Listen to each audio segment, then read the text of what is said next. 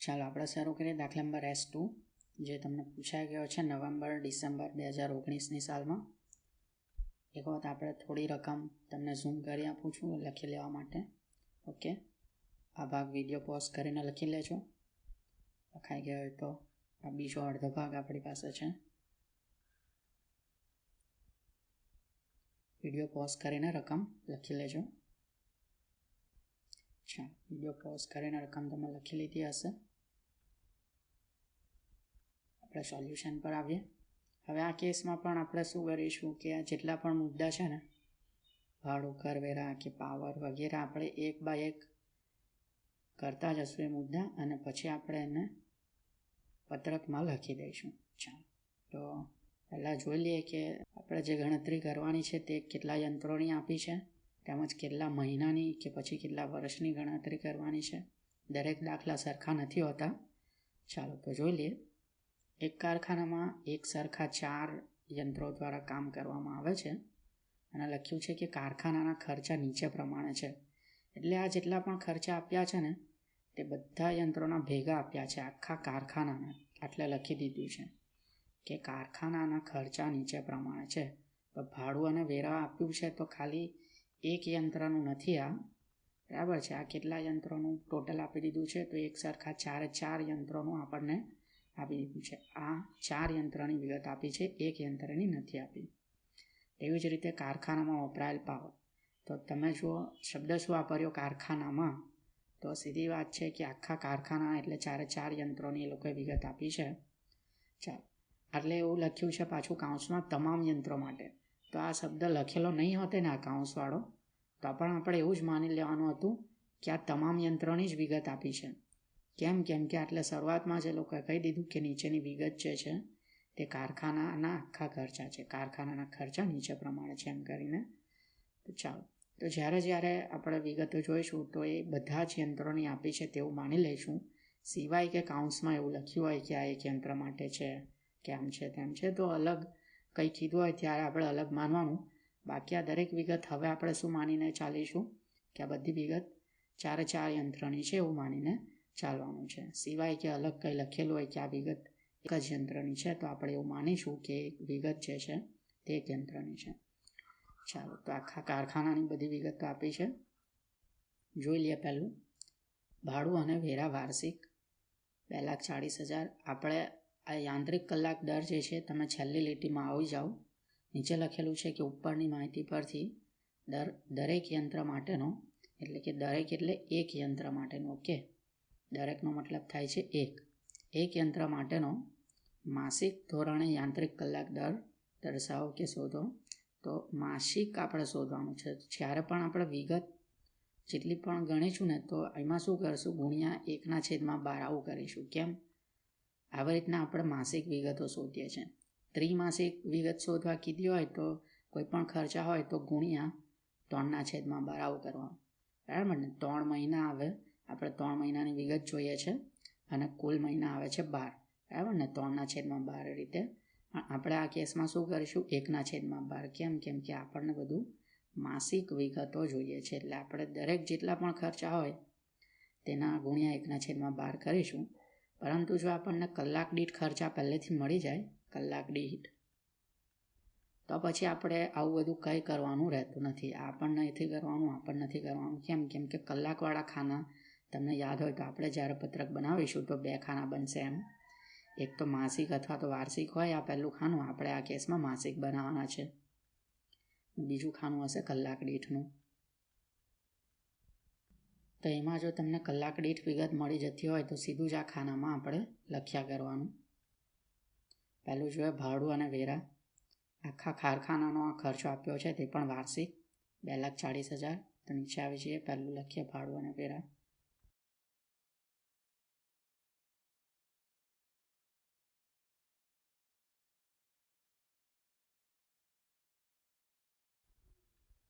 $2,40,000 આપ્યું છે.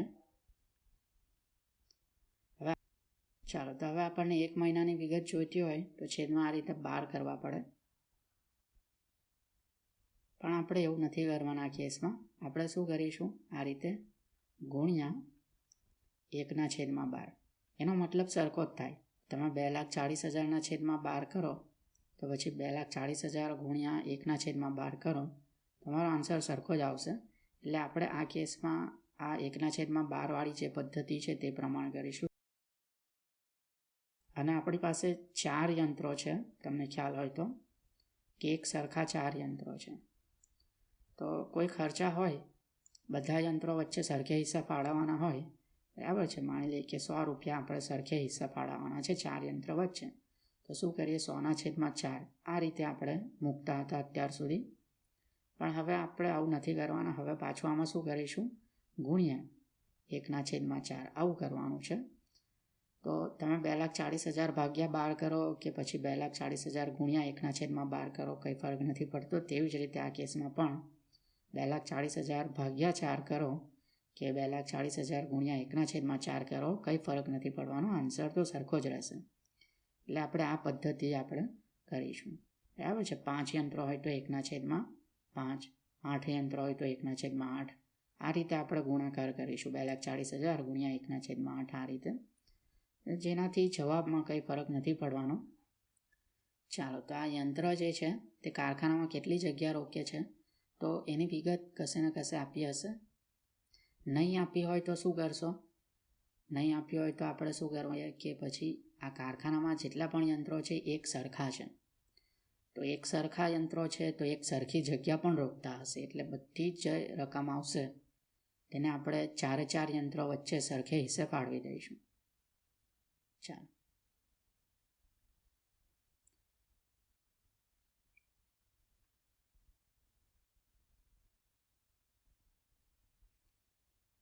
ચાલો, તો આખા દાખલામાં કશે પણ યંત્ર કેટલી જગ્યા રોકે છે અને શું છે શું નહીં એવું બધું કંઈ આપ્યું નથી. એટલે બધા જ યંત્રો વચ્ચે આ સરખે હિસ્સે આપણે ફાળવી દઈએ. કેમ કે બધા યંત્ર એક સરખા છે. 1/4 આપણે પહેલેથી લખી દીધું છે. ટોટલ આપણી પાસે 4 યંત્રો છે એટલે 1/4. ચાલો, તો તમારો આન્સર થઈ જશે ₹5,000. આ જેટલી પણ વિગત આવી તે માસિક આવી, માસિક ભાડું અને એક યંત્રનું, બરાબર છે. આપણી પાસે વાર્ષિક ભાડું હતું 2,40,000/12 કર્યું, બરાબર ને. 1/12 એટલે /12 કર્યું અને જે રકમ આવી એના /4 પણ કરી દીધું. એટલે કે એક યંત્રનો આપણે ખર્ચો આટલે નોંધ્યો છે. 4 યંત્ર આપણી પાસે ટોટલ હતા, તેનો ખર્ચો એ લોકોએ બધાનો ભેગો આપેલો એટલે /4 પણ કર્યા છે. એટલે આપણા 5,000 આન્સર આવી ગયો છે. ચાલો, બીજો મુદ્દો જોઈએ આપણે. ચાલો, તો આ બીજા નંબરની વિગત આપણે ગણીએ, પણ સાથે સાથે આપણે પાવરની બીજી કોઈ વિગત પણ આપી હોય ને તે પણ શોધીને એને સાથે ગણી નાખીએ. તો આ નિભાવ ખર્ચ છે, દેખરેખ રાખવાનો ખર્ચ, માલ સામગ્રી, યંત્રની કિંમત, સુપરવાઇઝર, વીમા પ્રીમિયમ, ભંગાર કિંમત, ભાડા ખરીદ હપ્તો. આ રહ્યો 11મા નંબરનો મુદ્દો. તો આ યંત્ર બધા કેટલા કલાકો ચાલ્યા હતા ને તે વિગત પણ આપણે સાથે સાથે શોધી નાખીએ. ચાલો, તો આવી છે નીચે પાવર ખર્ચ.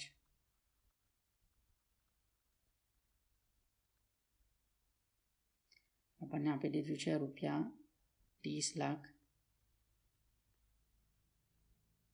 આ 30 લાખ જે છે ને તે આખા મહિનાની વિગત છે અને તમામ યંત્રો માટે છે. એટલે પહેલાં તો એને આપણે શું કરીએ, 30 લાખ ગુણ્યા 1/4 કરી દઈએ એટલે એક યંત્રનું કેટલું છે ખર્ચ તે મળી જશે. તો તમારો આન્સર આવી જશે ₹7,50,000. ચાલો, તો આપણે એક યંત્રનો ખર્ચો તો આપણને મળી ગયો, પણ આ જે એક યંત્ર છે તે ચાલે કેટલું છે તે નથી ખબર આપણને. તો એના માટે પણ આટલે વિગતો લખેલી છે કે યુનિટનો ભાવ કેટલો છે, તો યુનિટના ₹12.5 છે, 12.50. ચાલો, તો એ આપણે આટલે વધારાની વિગત લખીએ એરો મારીને. યુનિટ દીઠ ભાવ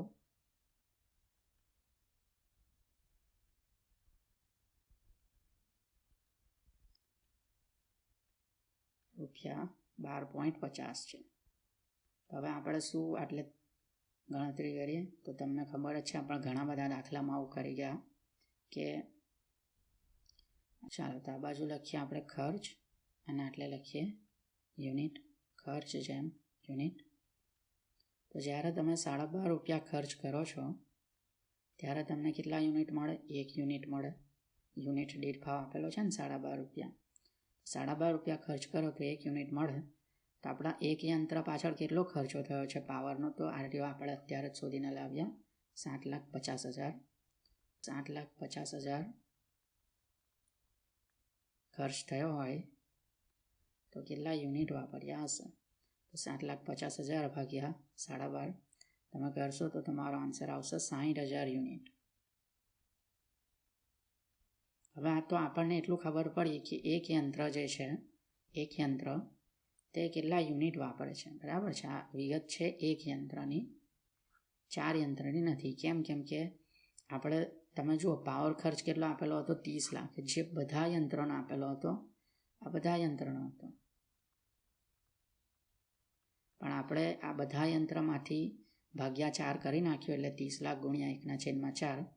અને આપણે એક યંત્રનો ખર્ચો કેટલો થાય ને એ શોધીને લઈ આવ્યા હતા પહેલેથી. તો આ જે યુનિટ શોધતી વખતે આપણે જે ખર્ચો મૂક્યો છે એટલે 7,50,000 એ એક યંત્રનો છે. તો આ જે વિગત મળીને તે પણ એક યંત્રની છે કે એક યંત્ર 60,000 યુનિટ વાપરે છે માસિક. આ બધી વિગત આપણને માસિક આપી છે પહેલેથી. ચાલો તો હવે આગળનું પણ એક વાક્ય છે આપણી પાસે કે કલાક દીઠ વપરાશ કેટલો છે? તો કલાક દીઠ પાવરનો વપરાશ છે 12 યુનિટ. તેને પણ એરો મારીને લખી દઈએ, સાથે બધી પાવરની વિગત છે. તો કલાક દીઠ પાવર વપરાશ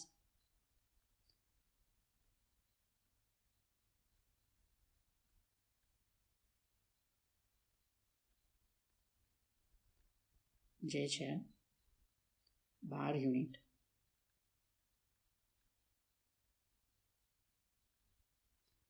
ચાલો તો આટલે શું બનાવી દેશો? યુનિટ જેમ કલાક. આ રીતનું તમારે ફોર્મ્યુલા બનાવી દેવાનું છે કે 12 યુનિટ વાપરતા તમને 1 કલાક લાગે છે, તો 60,000 યુનિટ વાપરતા તમને કેટલા કલાક લાગશે? એટલે 60,000 છેદમાં 12 તમારો આન્સર આવી જશે 5,000 કલાક. મતલબ કે એક યંત્ર જે છે તે 5,000 કલાક ચાલે છે આખા મહિના દરમિયાન. આ જેટલી પણ વિગત હતી ને પહેલેથી માસિક હતી. તમે જુઓ આ લખેલું જ છે કે કારખાનામાં જે પાવર વપરાશ છે માસિક આપેલો છે. તમામ યંત્ર માટે 30 લાખ, એમાંથી આપણે એક યંત્રનું અલગ કરી નાખ્યું 7,50,000.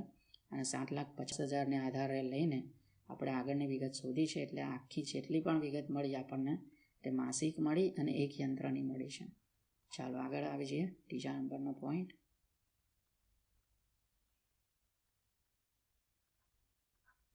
લાઇનમાં જેમ જેમ આપ્યું હોય તેમ જોતા છીએ. ચાલો સમારકામ ખર્ચ વાર્ષિક આપી દીધું છે 3,36,000 તમામ યંત્રો માટે એવું લખી દીધું છે. ચાલો તો સમારકામ તમામ યંત્રો માટે આપી દીધું છે. તો એનું ફાળવણી કેવી રીતના કરવાની છે પણ એટલે જોઈએ. કશે જ કોઈ વિગત આપી હોય તો નહીં આપી હોય તો સરખે હિસ્સે ફાળવી દઈશું. દેખરેખ, માલ સામગ્રી, કિંમત છે યંત્રની. તો આ તો ઘસારો શોધવા કામ લાગશે, કે આ પણ ઘસારો શોધવા કામ લાગશે. અત્યારે કંઈ નથી કામ. ચાલો તો આને આપણે શું કરીએ કે સરખે હિસ્સે વેચી નાખીએ. સમારકામ ખર્ચ વાર્ષિક વિગત આપી છે એટલે પહેલાં તો માસિક કરવી પડશે. એટલે 1/12 વડે એને ગુણાકાર કરવું પડશે. ચાલો તો આવી જઈએ સમારકામ ખર્ચ.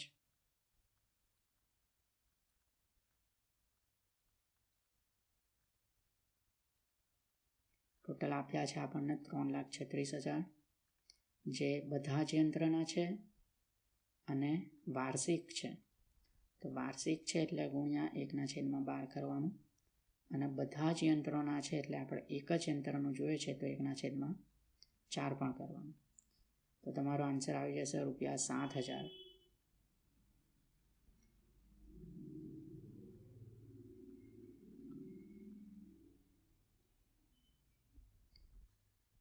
ચાલો તો આગળ જોઈ લઈએ. હવે યંત્ર પર દેખરેખ રાખનાર 3 મજૂરનો માસિક પગાર 18,000 છે, જેઓ તમામ યંત્ર પર દેખરેખ રાખે છે. એટલે બધા યંત્રો વચ્ચે આ જેટલો પણ પગાર છે તે સરખે હિસ્સે ફાળવવાનો રહેશે, આ કામદારનો પગાર. ચાલો તો હવે તમે આટલે જોજો કે આટલે આપણે શું કરવાનું છે, 18,000 જે આપણને આપ્યા છે ને તે એક મજૂરના છે કે 3 મજૂરના આપ્યા છે તે આપણે પહેલાં જોઈ લેવું પડે. એટલે લખ્યું છે યંત્ર પર દેખરેખ રાખનાર 3 મજૂરોનો. ઓકે, તમે વાક્ય વાંચો. મજૂરો બહુવચન કીધું છે એટલે 3 જે મજૂરો છે 3નો પગાર મળીને 18,000 થાય છે. આમાં એકનો 18,000 એવું નથી કીધું, મજૂરોનો પગાર. બરાબર છે. વાક્ય જે છે 3 મજૂરોનો પગાર. તો વાક્યમાં બહુવચન શબ્દ વપરાયો છે તો આપણે ગુણ્યા 3 કરવાની જરૂર નથી. કેમ નથી? તો પહેલેથી એ લોકોએ 3 મજૂરનો પગાર સાથે આપ્યો છે 18,000, એટલે એક મજૂરની વાત નથી થઈ રહી. ચાલો તો આવી જઈએ આપણે ગણતરીમાં. મજૂરોનો પગાર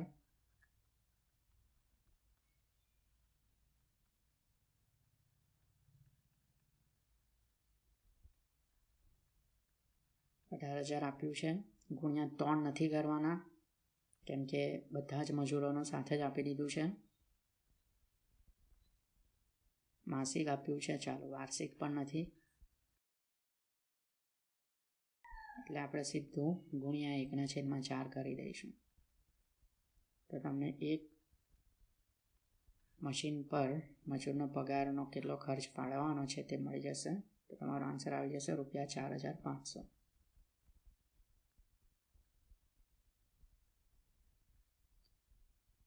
આગળ આવી જઈએ 5મા નંબરની વિગત.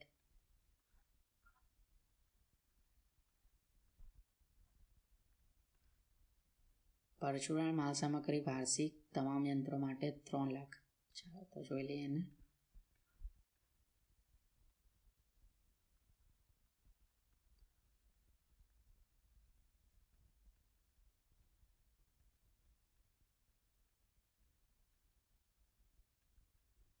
વાર્ષિક આપ્યા છે 3 લાખ અને તે પણ બધા યંત્રોના.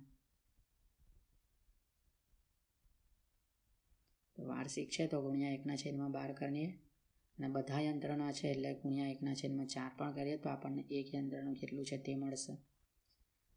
ચાલો તો આનો આન્સર જે છે પરચુરણ માલ સામાન થઈ જશે તમારો ₹6,250. આગળ આવી જઈએ 6ઠ્ઠા નંબરની વિગત.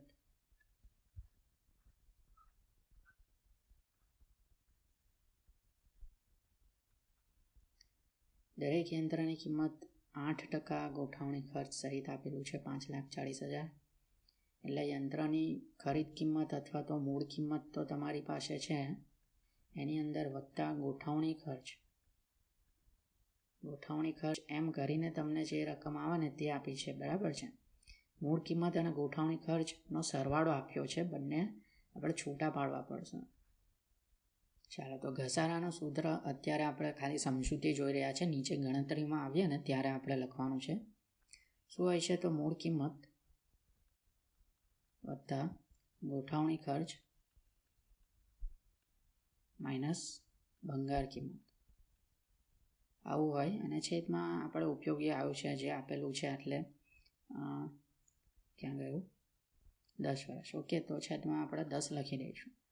પણ તમે જુઓ કે જ્યારે મૂળ કિંમત અને ગોઠવણી ખર્ચનો સરવાળો આપણને આપી દીધો છે તો સૂત્રમાં તો આપણે એ બંનેને છૂટા નહીં લખીએ, સીધું જ 5,40,000 લખી દઈએ તો કંઈ ફરક નથી પડવાનો, કેમ કે એમ પણ એને આપણે છેલ્લે પ્લસ જ કરવાના છે એકબીજા સાથે. મૂળ કિંમત અને ગોઠવણી ખર્ચનો સરવાળો જ કરવાનો છે. પણ આ જે ભંગાર કિંમત છે ને એ લોકોએ સીધી રૂપિયામાં નથી આપી કે 10,000, 20,000, 30,000. એ લોકો એવું કીધું કે ભંગાર કિંમત મૂળ કિંમતના 20% છે. તો એટલા માટે આપણે મૂળ કિંમત અને ગોઠવણી ખર્ચને અલગ પાડવા પડશે, જેથી આપણે મૂળ કિંમતના 20% કરીને ભંગાર કિંમત શોધી શકીએ.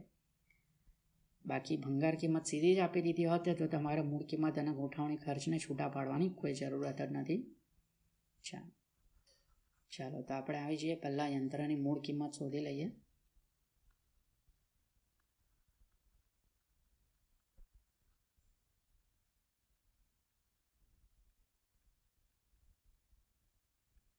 શું આપણે આટલે ધારી લઈએ કંઈ ને કંઈ યંત્રની મૂળ કિંમત આપણે એવું ધારી લઈએ કે જો ₹100 એની મૂળ કિંમત હોય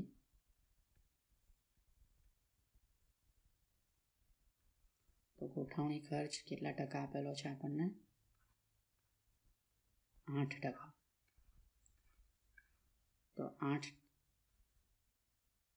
તો 8 આપણું શું થઈ જશે? ગોઠવણી ખર્ચ. અને ટોટલ થઈ જશે 108, જે આપણું થઈ જશે મૂળ કિંમત વત્તા ગોઠવણી ખર્ચ, એટલે કુલ ખર્ચ આવ્યો લખી દઈએ અત્યારે. તો આપણે હવે છૂટું કેવી રીતના પાડીએ? આપણને જે છે ને કુલ ખર્ચ જે પહેલેથી આપી દીધા છે, યંત્રનું મૂળ કિંમત વત્તા ગોઠવણી ખર્ચ સહિતની જે ટોટલ થાય ને તે આપી દીધું છે 5,40,000. તો આ કેસમાં શું ધારીએ કે જ્યારે કુલ ખર્ચ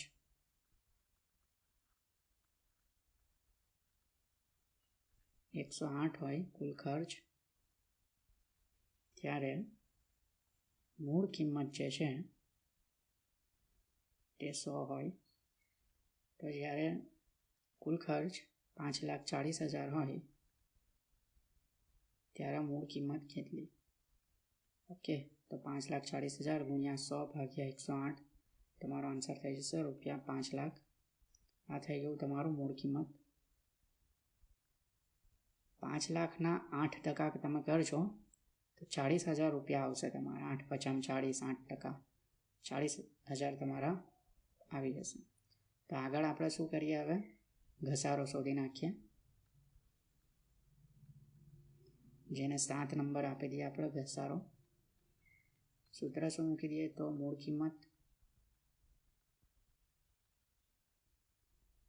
પ્લસ ગોઠવણી ખર્ચ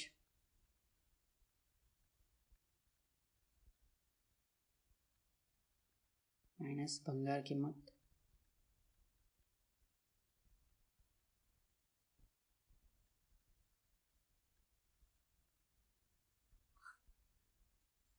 છેદમાં ઉપયોગી આવશે.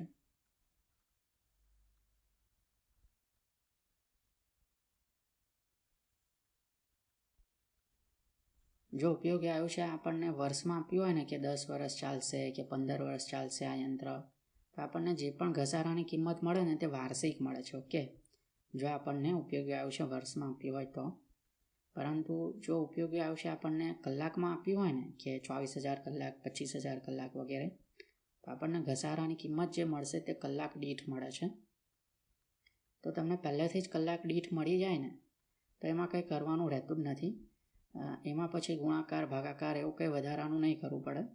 પરંતુ આપણા જે ઘસારાનો જે કેસ છે તેમાં વિગત વાર્ષિક આપી છે. ઉપયોગી આયુષ્ય એનું 10 વર્ષનું છે એવું આપ્યું છે. તો આપણે શું કરવું પડે? ગુણ્યા 1/12 કરવા પડશે. કેમ કે આ ઘસારો તો વાર્ષિક આવ્યો ને. આપણે માસિક શોધવું હોય તો જે ઘસારાની કિંમત આવશે તેના ભાગ્યા 12 કરવું પડે. તો આટલે સૂત્રમાં જ ગુણ્યા 1/12 આપણે કરી નાખીએ. ચાલો, તો તમને ખ્યાલ આવી ગયો હશે. વાર્ષિક આપ્યું હોય તો આપણે આવું રીતના માસિક શોધવું હોય તો ગુણ્યા 1/12 કરવું પડે.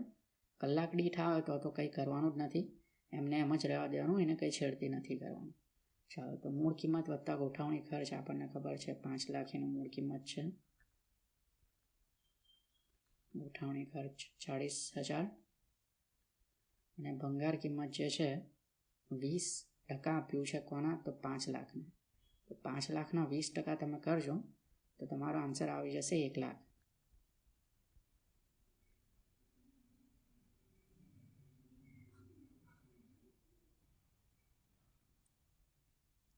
છેદમાં ઉપયોગી આયુષ્ય જે છે આપણને 10 વર્ષનું આપ્યું છે ગુણ્યા 1/12. કેમ કે આપણને વાર્ષિક માહિતી મળશે જેને આપણે માસિકમાં કન્વર્ટ કરવાની છે. ચાલો, તો તમારો આન્સર આવી જશે 4,40,000 છેદમાં 10 ગુણ્યા 1/12. તમારો ફાઇનલ આન્સર આવશે ₹3,666.66. રિપીટ થાય છે, આપણે 67 લઈ લઈએ કેમ કે આ રકમનો હવે આપણે કશે ગુણાકાર ભાગાકાર કરવાનો રહેતો નથી, એટલે આવું આપણાથી લખી શકાય છે.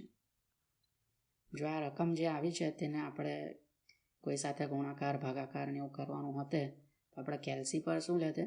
તો 3,666.66 રિપીટ કરતે. પરંતુ આગળ હવે કંઈ ગણતરી કરવાની રહેતી નથી, એટલે એમ જ એને રવા દઈએ છે. 8મા નંબરનો પોઈન્ટ આવે છે આપણો.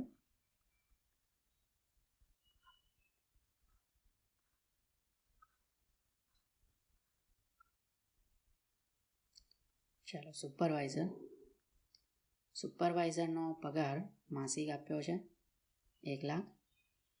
પોતાનો 1/5 જેટલો સમય આ કારખાનામાં ફાળવતા નથી. બરાબર છે, એટલે ધ્યાન આપવાનું આ નથી એવો શબ્દ છે. એટલે કેટલો સમય કારખાનામાં યંત્રની દેખરેખ રાખવા પાછળ ફાળવે છે. તો કેટલો નથી ફાળવતા, તો 1/5 નથી ફાળવતા. કેટલો ફાળવે છે, તો 4/5. આટલો સમય એ કારખાનામાં યંત્રોની દેખરેખ રાખવા પાછળ ફાળવે છે. તો આ શબ્દ પણ વાંચવાના. બરાબર છે, નથી છે કે કે શું છે. બરાબર છે, એના પર તમે ધ્યાન નહીં આપશો તો આ ગણતરીમાં તમે શું કરશો, તો 1 લાખ લઈ લેશો, ગુણ્યા શું કરશો, 1/5 આવું કરી દેશો ભૂલથી. કેમ કે આટલો શબ્દ નથી વાંચ્યો. આટલો એ ભાગ કારખાનામાં નથી ફાળવતા, એટલે આને ગુણાકારમાં નથી લેવાના. આપણે શું કરવાનું છે, 1 લાખ ગુણ્યા 4/5 આટલો સમય કારખાનામાં ફાળવે છે. બરાબર છે, આ રીતે આપણે ગણતરીની શરૂઆત થશે. ચાલો, તો નથી છે કે છે ને આ બધા શબ્દ પણ તમે જોઈ લેવાના. ચાલો, તો નીચે આવી જઈએ ગણતરીમાં. માસિક જ પગાર આપ્યો છે એટલે ગુણ્યા 1/12 કરવાની જરૂર નથી રહેતી. સુપરવાઇઝરનો પગાર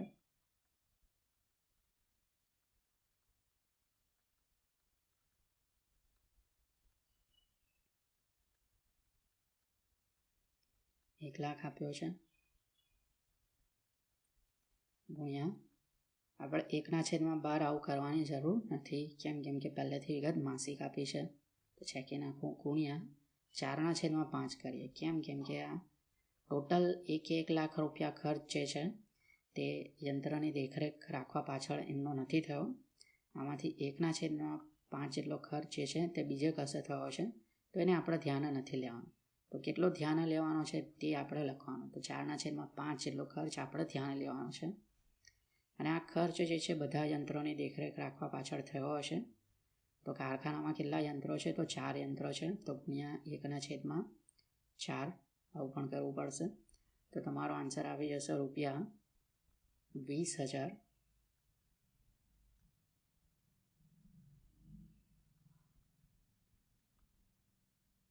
ચાલો, આગળની વિગત આવી છે 9મા નંબરની.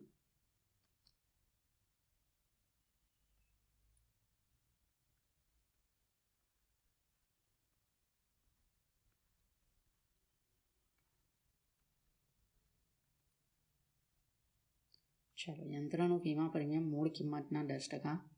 તો મૂળ કિંમત આપણે પહેલેથી શોધેલી હતી, 5 લાખ રૂપિયા હતી યંત્રની મૂળ કિંમત. હારે આપણે શોધી છે. ઓકે, 5 લાખના 10% વીમા પ્રીમિયમ આપણું.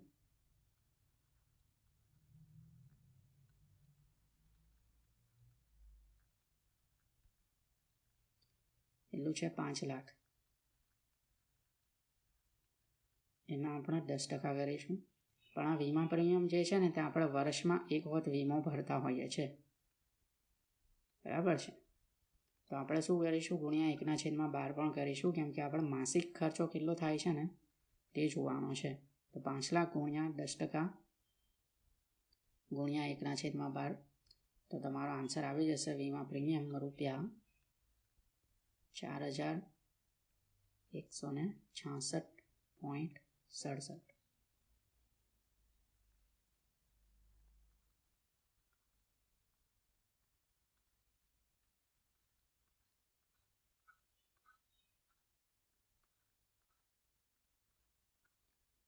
ચાલો, આગળની વિગત છે ભાડા ખરીદ હપ્તો અર્ધવાર્ષિક આપ્યો છે, એટલે 6 માસની વિગત આપી છે. 6 માસ, બરાબર ને. અર્ધવાર્ષિક એટલે 6 માસ. ₹21,000 આપણને વિગત આપી છે. હવે આટલે યંત્રનો એવું લખ્યું છે, એટલે એક યંત્રની વાત થઈ રહી છે. ઓકે, તમે શબ્દ પર ધ્યાન આપજો. યંત્ર એવું લખ્યું છે, યંત્રો એવું બહુવચન નથી વાપર્યું એ લોકોએ. તો એક યંત્રની વાત થઈ રહી છે, અને એક યંત્રનો હપ્તો કેટલાનો છે, 21,000નો. તે પણ 6 માસિક છે. આમાં 10% વ્યાજ સહિત છે. હવે આપણે આ દાખલામાં છે ને ખાલી વ્યાજ જ ખર્ચ તરીકે નોંધીએ છીએ. જે મૂડી ખર્ચ છે, મૂડી ખર્ચ એટલે કયું છે? જેને મુદ્દલ કહેવાય છે. મુદ્દલ. આ મૂડી ખર્ચ જે છે તેને આપણે ધ્યાને લેવાનું નથી, જે છે મુદ્દલ. આપણે ખાલી આ વ્યાજવાળું જે ખર્ચ આવશે તેને ધ્યાને લેવાનું છે. તો આ 21,000 જે આપ્યા છે ને તે વ્યાજ સહિત, એટલે કે મુદ્દલ અને વ્યાજ બંને ભેગું કરીને આપ્યું છે 21,000. ઓકે, મુદ્દલ પણ આપ્યું છે અને વ્યાજ પણ આપ્યું છે. તો બંનેને આપણે છૂટું પાડવું પડશે. કેમ કે આપણે ખાલી ખર્ચ વ્યાજનો જ નોંધવાનો છે, મુદ્દલનો ખર્ચ આપણે નોંધવાનો નથી. એ મૂડી પ્રકારનો ખર્ચ છે. ચાલો તો નીચે આવી જઈએ.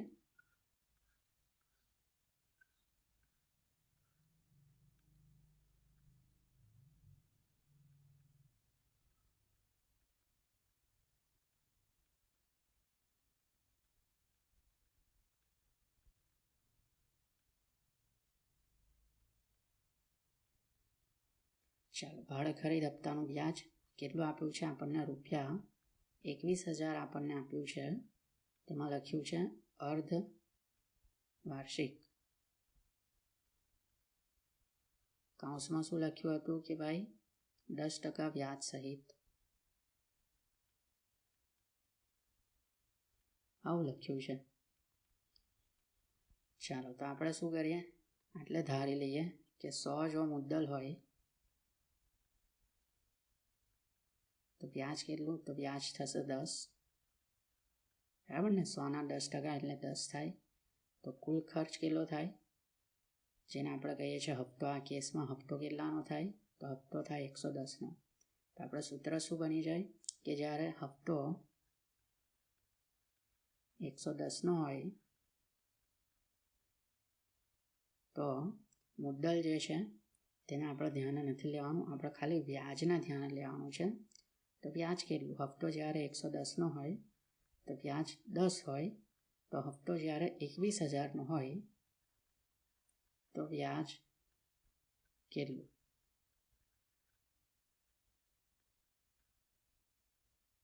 ચાલો તો તમારો આન્સર આવી જશે 1,909.090 આવી રકમ એલસી પર રિપીટ થાય છે. ચાલો તો હવે આપણે શું કરીએ? આ જેટલી પણ વિગત આવી ને તે અર્ધવાર્ષિક છે. અર્ધવાર્ષિક એટલે કે કેટલી? તો 6 મહિનાની વિગત આપી છે. તમે આપણે શરૂઆતમાં રકમ આપી દીધેલી હતી, તેમાં લખેલું હતું અર્ધવાર્ષિક. તો આપણે શું કરીએ કે આ જે 19,09 આવ્યું 0.0909 આ રીતનું, તેને આપણે શું કરીએ? ગુણ્યા 1/6 કરવા પડશે. કેમ કે આ વિગત આપણને 6 માસિક આપી છે. તો 1 માસની કેટલી એટલે ભાગ્યા 6 કરવાનો હોય તો 1/6. બરાબર છે? દરેક કેસમાં 8 મીચીને 1/12 આવું નહીં લખ્યા કરવાનું, ખોટું પડશે. આ વિગત આપણને વાર્ષિક નથી આપી, અર્ધવાર્ષિક આપી છે. તો તમારો આન્સર આવી જશે રૂપિયા 318.18. આટલું વ્યાજ આવે છે, 318.18.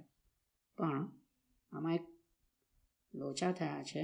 હું તમને સોલ્યુશન બતાવું. આ દાખલો પૂછાઈ ગયો છે નવેમ્બર-ડિસેમ્બર 2019ની અંદર. તો હું તમને સોલ્યુશન બતાવું છું આનું. એક જે PNSU વાળાનું સોલ્યુશન છે એ આપણે નજર મારીએ એક વખત.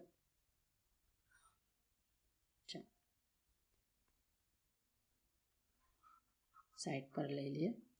હવે તમે જુઓ, આ ભાડે ખરીદ હપ્તાનું વ્યાજ જે છે આ રહ્યું, તે લોકોએ કેટલું 166.67 લઈને આવ્યા છે. આપણું કેટલું આવ્યું? તો 318.18. હવે આ આન્સર તમને કેવી રીતના આવે છે તે પણ હું તમને સમજાવું. ચાલો એની પર આપણે આવીએ. આ ફોટાને આપણે ડિલીટ કરી દઈએ.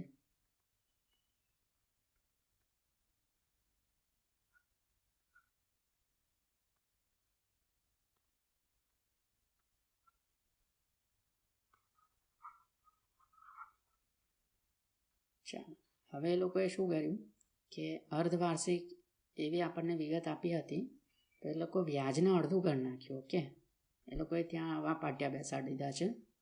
હવે એમાં હું તમને પ્રોબ્લેમ શું છે ને એ પણ સમજાવું. શું પ્રોબ્લેમ થશે ત્યાં આપણે જોયું કરીએ તો 100 મુદ્દલ છે.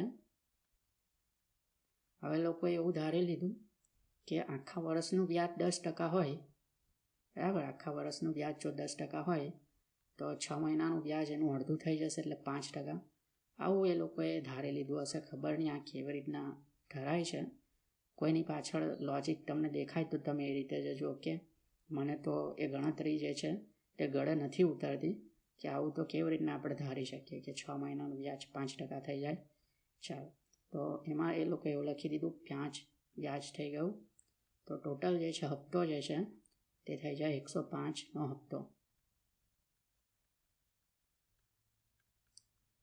તો હવે પાછું આપણે સૂત્ર મૂકીએ કે હપ્તો જે છે તે 105નો હોય. તમે જુઓ આપણે હપ્તો કેટલો થયો 105નો, ત્યારે વ્યાજ કેટલું હોય? તો વ્યાજ હશે 5.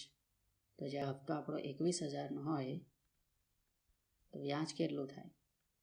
બરાબર છે. આવું કરો તો 21,000 ગુણ્યા 5/105, તમારો આન્સર આવી જશે ₹1,000.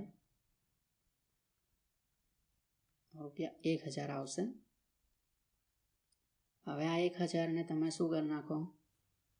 ગુણ્યા 1/6 કરી નાખો. કેમ કે આ અર્ધવાર્ષિક માહિતી છે. તો ગુણ્યા 1/6, તો તમારો આન્સર આવી જશે ₹166.67, જે યુનિવર્સિટીવાળાનો આન્સર છે તે આન્સર આવશે. હવે આન્સરમાં તકલીફ શું છે? ચાલો એ તકલીફ તમને સમજાવું કે મને આન્સર ગળે કેમ નથી ઉતરતો. ચાલો, તો આટલે સુધી તો બધાને ખ્યાલ આવી ગયો હશે. એ લોકોએ શું કરી નાખ્યું? વ્યાજનો દર અડધો કરી નાખ્યો. તો એનો મતલબ શું છે હવે તમે સમજો. એટલે કે જ્યારે આપણે બીજો હપ્તો ભરીશું, બરાબર ને, આખો હપ્તો કેટલો છે? અર્ધવાર્ષિક, એટલે આ એક હપ્તાની ગણતરી થાય છે. એક હપ્તો, બરાબર ને, એક હપ્તો આટલો. તો બીજો હપ્તો પણ આપણો સેમ જ હશે. એક હપ્તો તમે જે છે 21,000નો ભરો છો, તો બીજો હપ્તો પણ તમે 21,000નો ભર્યો હશે. એટલે ટોટલ કેટલા હપ્તા થાય તમારા? અર્ધવાર્ષિક, એટલે 6 મહિના તમે 2 હપ્તા ભર્યા. પહેલો હપ્તો થયો તમારો 21,000નો, બીજો હપ્તો પણ થયો તમારો 21,000નો. તો ટોટલ તમે કેટલી રકમ ભરી? તો ટોટલ તમે ભર્યા 43,000. અને આ જ્યારે પણ આપણે હપ્તા ભર્યા હતા ત્યારે આપણે શું કર્યું હતું? તો આ 21,000માંથી 20,000 જે છે તે મુદ્દલ છે, અને 1,000 જે છે તે વ્યાજ છે. આપણે હમણાં જ શોધીને લાવ્યા ને આપણે. ચાલો, ક્યાંથી શોધીને લાવ્યા? તો આ રહ્યું 1,000 આપણે વ્યાજ શોધીને લાવ્યા. કેમ કે આટલે આપણે એવું ધારી લીધું કે આખા વર્ષનું વ્યાજ જો 10% હોય તો 6 મહિનાનું વ્યાજ કેટલું હોય? 5%. આવું આપણે ધારી લીધું. આવું આપણે એટલે કે કોણે ધાર્યું? યુનિવર્સિટીવાળાએ આવું ધારી લીધું છે. ચાલો, તો આ રીતનો આપણો પહેલો હપ્તો 21,000નો, તેમાં 20,000 મુદ્દલ અને 1,000 વ્યાજ. તો બીજો હપ્તો પણ આપણો 21,000નો, જેમાં ફરી પાછું 20,000 મુદ્દલ અને 1,000 વ્યાજ. તો આને આપણે છૂટું પાડીએ. આમાંથી 42,000માંથી મુદ્દલ કેટલું છે? તો મુદ્દલ થઈ જશે તમારું 40,000. બરાબર. 20,000 મુદ્દલ, બીજા હપ્તામાં પણ 20,000 મુદ્દલ, બરાબર છે. આને પણ તમે છૂટો પાડો તો 20,000 મુદ્દલ ફરી પાછું,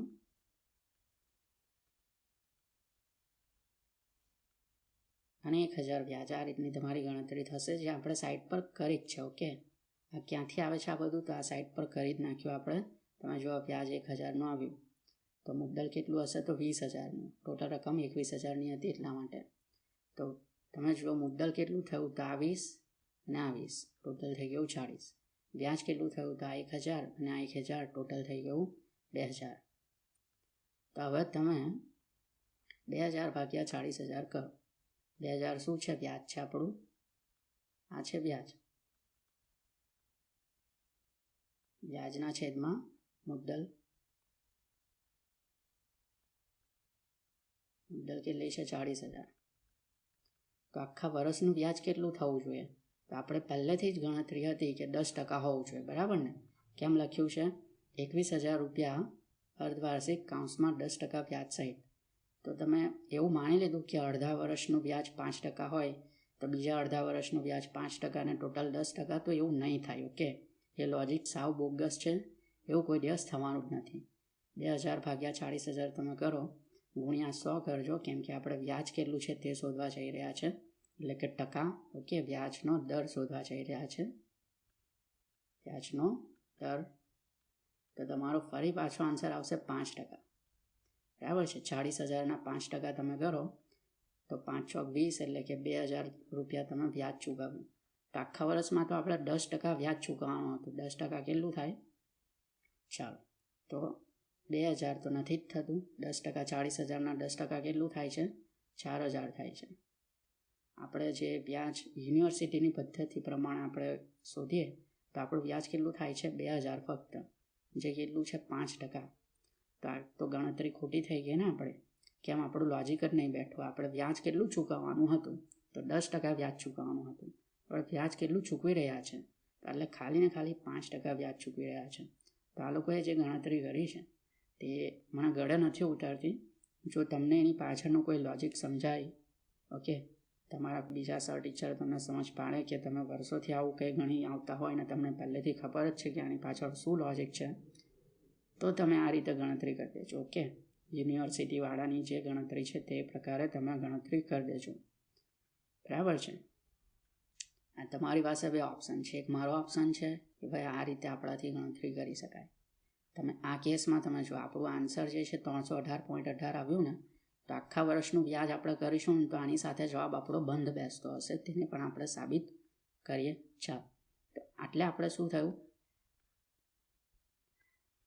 21,000 એને ભાગલા પાડીએ તો અમુક રકમ થઈ જશે આપણી જે વ્યાજ છે. કેટલું છે? 19,09. તો 19,09,09 વગેરે.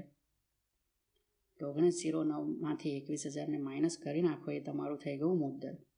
બરાબર છે. તો હું માઇનસ કરું છું. તો તમારો આન્સર આવશે 19,091. તો આ પહેલો હપ્તાનું શું થઈ ગયું? આ મુદ્દલ.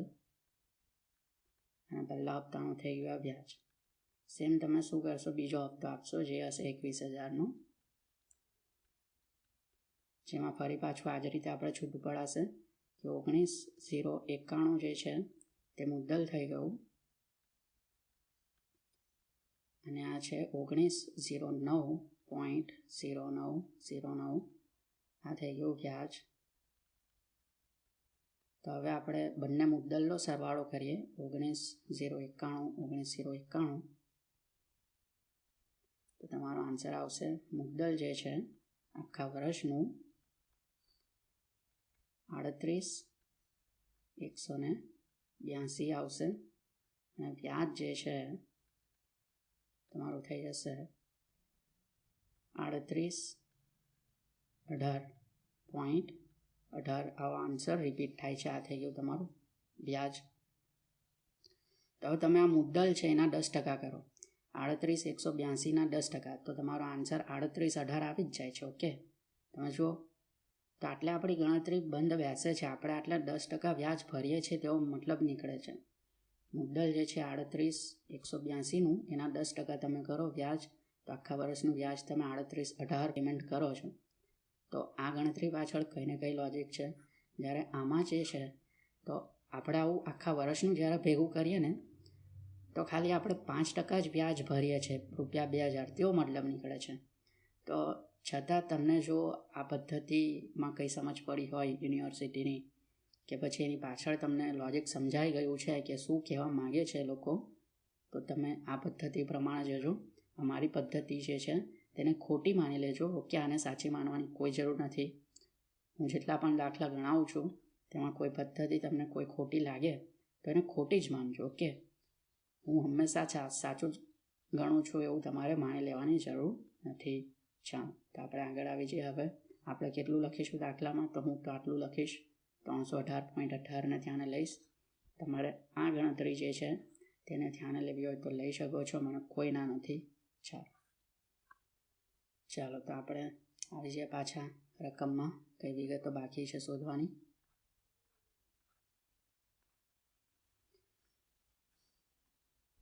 હવેથી જ આપણે 5મો 6ઠ્ઠો મુદ્દો પણ થઈ જ ગયો છે. ટીક કરવાનો કદાચ રહી ગયો હશે. ચાલો, તો બધી જ ગણતરી થઈ ગઈ છે. છેલ્લો 12મા નંબરનો મુદ્દો શું છે જોઈ લઈએ. યંત્રની પુનઃસ્થાપના કિંમત તો એનું કંઈ કામ છે જ નહીં. દાખલામાં તમને આ કિંમત ગૂંચવવા માટે આપે છે. ઓકે, પુનઃસ્થાપના કિંમતનું આખા દાખલામાં કશે કામ જ નથી. ચાલો, તો આ 12મા નંબરની વિગત નકામી છે. બાકીની આપણે દરેક ગણતરી કરી નાખી છે. તો યાંત્રિક કલાક દરની ગણતરી દર્શાવતું પત્રક બનાવી દઈએ.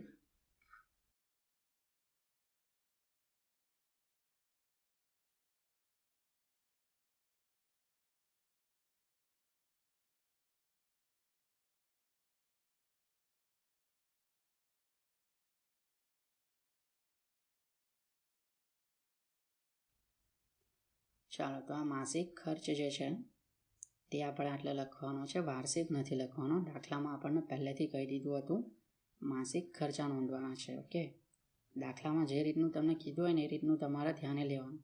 જો કંઈ નહીં કીધું હોય તો વાર્ષિક શોધવાનું, કીધું છે તો પછી માસિક શોધવાનું. એટલે તમે જુઓ, માસિક ધોરણે યાંત્રિક કલાક દર શોધવા કીધું છે.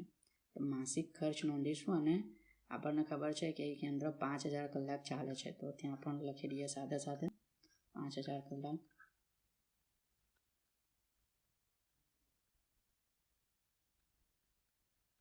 ચાલો, તો હવે આવી જાય આપણે સ્થિર ખર્ચ.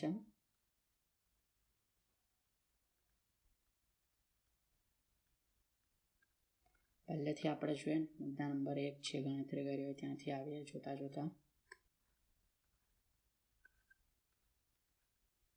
ચાલો, પહેલું છે ભાડું અને વેરા 5000. ચાલો, તો લખી દઈએ સીધા ત્યાં 5000.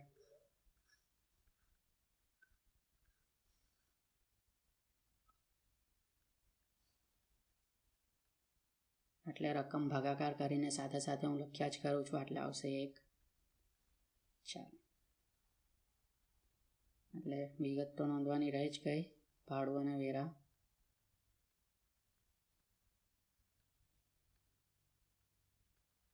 જે છે 5000, એટલે આવશે 1. ચેક કરી નાખું છું હું.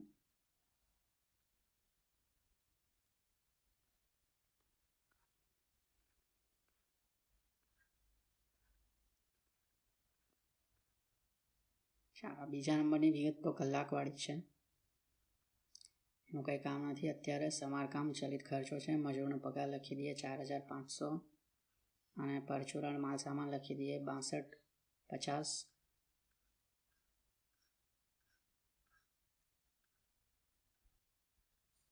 મજૂરનો પગાર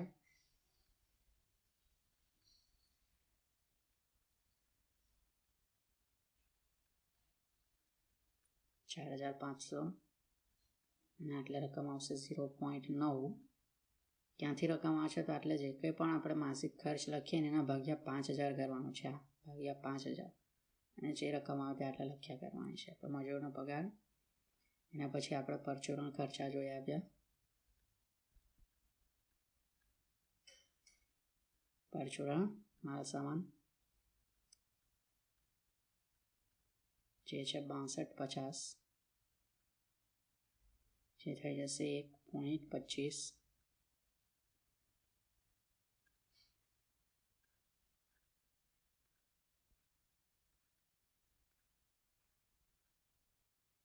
પરચુરણ માલ સામાન પછી યંત્રની મૂળ કિંમત, ઘસારો, ચલિત ખર્ચા છે. સુપરવાઇઝરનો પગાર નોંધી દઈએ 20000.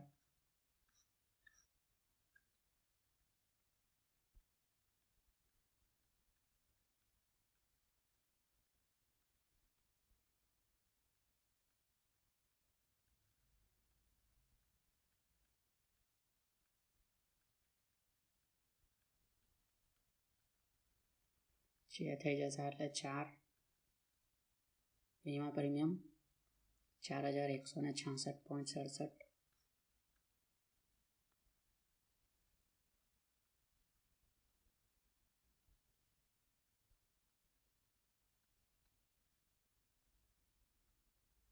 વીમો, ચાલો, તો એનો જવાબ આવી જશે 0.83. રિપીટ થાય છે એટલે 4 વખત હું લખી દઉં છું. બસ આ રીતે. ચાલો, આગળની વિગત આપણે જોઈ આવીએ.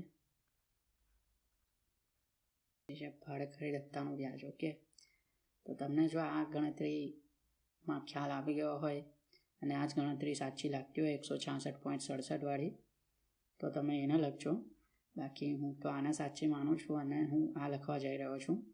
જો તમને આ જ સાચી જણાતી હોય તો આ જ લખજો. તેમજ ભવિષ્યમાં પણ મને ખ્યાલ આવે કે આ બેમાંથી કઈ સાચી છે તો એના પરથી હું અલગ વિડીયો પણ બનાવીશ કે આ બંને પાછળ શું લોજિક છે ને બંને આ અલગ અલગ પ્રકારની ગણતરીઓ ક્યારે કરવાની છે. ચાલો, પણ અત્યારે તો મારા ખ્યાલ મુજબ આ જવાબ મને સાચો લાગે છે તો એ લખું છું 318.18. 318.18 એટલે આવશે 0.6363. આ શું છે તો ભાડે ખરીદ હપ્તાનું વ્યાજ.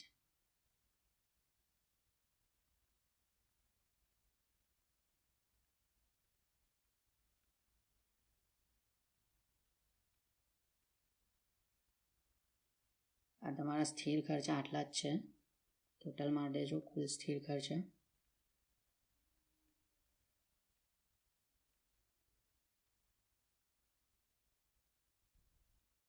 જે થઈ જશે 40,234.85 અને એના ભાગ્યા 5,000 કરશો તમારો આન્સર આવી જશે 8.05. ચાલો હવે આગળ આવી જઈએ ચલિત ખર્ચા. ચલિત ખર્ચા તમને પહેલેથી યાદ હોવા જોઈએ. 4 જ છે આપણી પાસે: ઘસારો, સમારકામ, પાવર અને ચોથું છે રસાયણ ખર્ચ.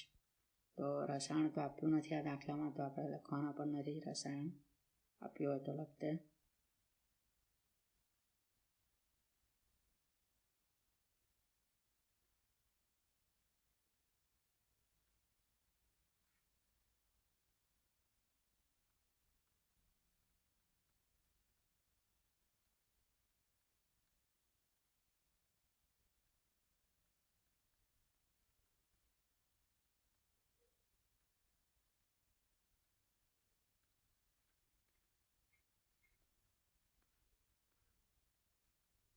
ચાલો તો ઘસારો આપણે એટલે છે 3,666.67 લખી દઈએ.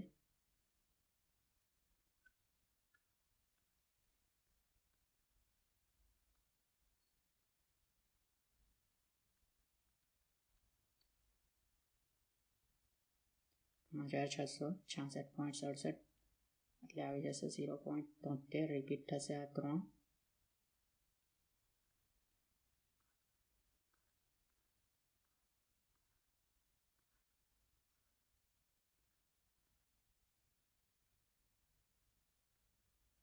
સમારકામ છે 7,000.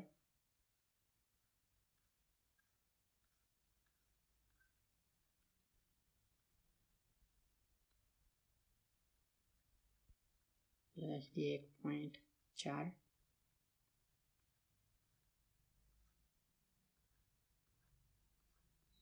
છેલ્લો ખર્ચ આપણો પાવર ખર્ચ.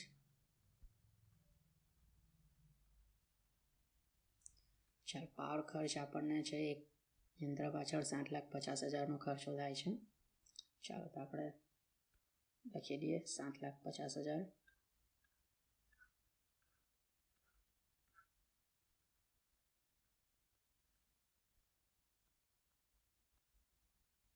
$7,50,000 ભાગ્યા 5,000 કરશો તમારો આન્સર આવશે 150. ટોટલ ચલિત ખર્ચા તમારા થઈ જશે 7,60,666.67. 7,60,666.67 એટલે થઈ જશે 152.13. આગળ આવી જઈએ કુલ ખર્ચા, કુલ ચલિત અને કુલ સ્થિર. ચાલો તો થઈ જશે તમારું 8,901.52 ને એટલે થઈ જશે 160.18. ચાલો તો તમારું થોડું ઘણું પોઈન્ટમાં ઉપર નીચે એમ તેમ થતું હોય તો એટલું ચાલી જશે. આ રીતનો નજીક આન્સર આવી જવો જોઈએ 360.18 અને 8,901.52. ચાલો તો એટલે દાખલો પૂર્ણ કરીએ છીએ આપણે.